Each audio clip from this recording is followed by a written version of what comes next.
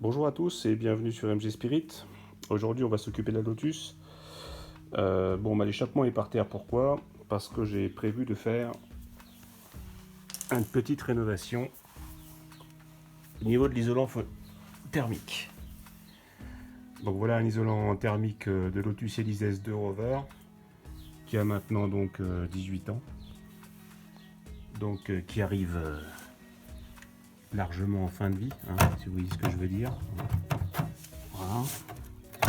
Voilà, donc tout ça tient par l'opération du Saint-Esprit et finira évidemment immanquablement par se casser la gueule ou mettre le feu dans le coffre.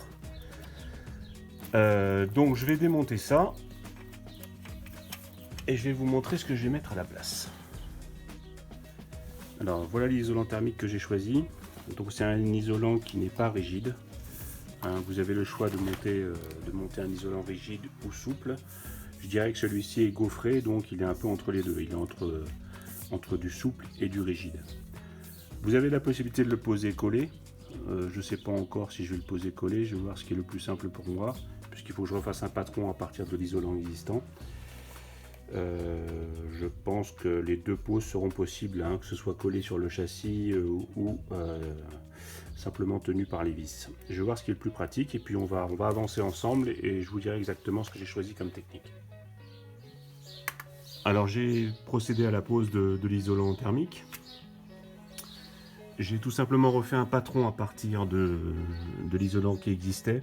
Donc j'ai replaqué cette plaque là sur l'existant et j'ai procédé aux découpes qui correspondaient. Donc le passage de l'échappement, le passage des fixations du catalyseur, etc., etc. Voilà. Donc voilà ce que ça donne quand c'est posé partout. Je sais pas si vous voyez bien sur... C'est pas toujours évident. Voilà.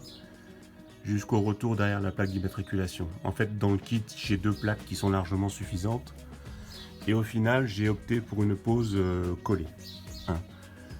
Donc collée sur le dessus, je n'ai pas remis la vis qui permettait de tenir par... Vous voyez, j'en ai pas eu besoin, puisque je me suis arrêté juste à la hauteur de l'alu.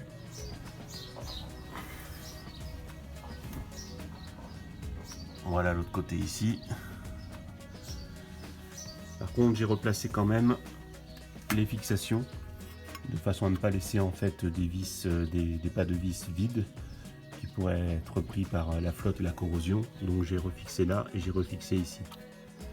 Voilà, donc j'ai quelque chose vous voyez, semi-rigide qui est censé protéger donc tout l'habitacle du coffre de la chaleur de l'échappement.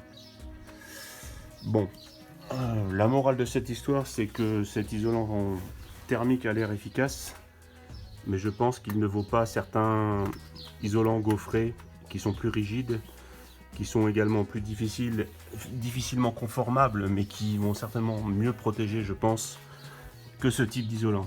Donc je suis satisfait de mon montage, mais mon petit doigt me dit que ça durera peut-être pas 18 ans. Voilà. Donc ce sera l'occasion sans doute de refaire un autre tuto. Bon, à bientôt pour de nouvelles aventures et merci de votre visite sur MG Spirit.